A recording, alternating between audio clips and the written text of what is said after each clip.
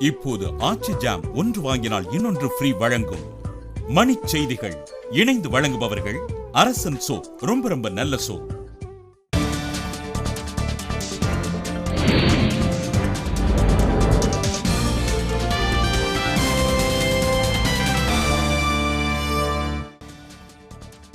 உள்ளாட்சி தேர்தல் நடத்த கெடு விதிக்கப்பட்டுள்ள நிலையில் மாநில தேர்தல் ஆணையர் பதவி காலியாக இருப்பதாக தகவல்.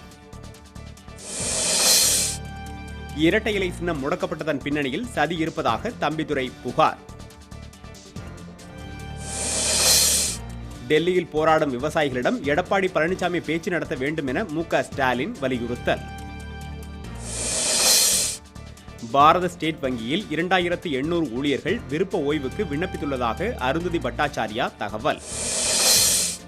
கூடங்குளம் 2வது அணு உலையில் ஏற்பட்டுள்ள பழுது காரணமாக 920 மெகாவாட் மின் உற்பத்தி பாதிப்பு. பழனி அரசு மருத்துவமனையில் 1 வயது ஆண் குழந்தை கடத்தல், காவல்துறை விசாரணை. ஆர்கே நகர் இடைத்தேர்தலில் வாக்குப்பதிவு அலுவலராக நடுவண் அரசு பணியாளர்களை நியமிக்க உள்ளதாக தகவல். சாலை விபத்துகள் நடைபெறுவதில் நாட்டிலேயே தமிழகம் முதலிடத்தில் இருப்பதாக பொன் ராதாகிருஷ்ணன் தகவல். வண்டலூர் உயிரியல் பூங்காவில் வெயிலின் தாக்கம் அதிகரித்துள்ளதால் சுற்றுலா பயணிகள் அவதி. கொலம்பியாவில் ஏற்பட்டுள்ள நிலச்சரிவில் உயிரிழந்தோரின் எண்ணிக்கை 250ஆக உயர்வு.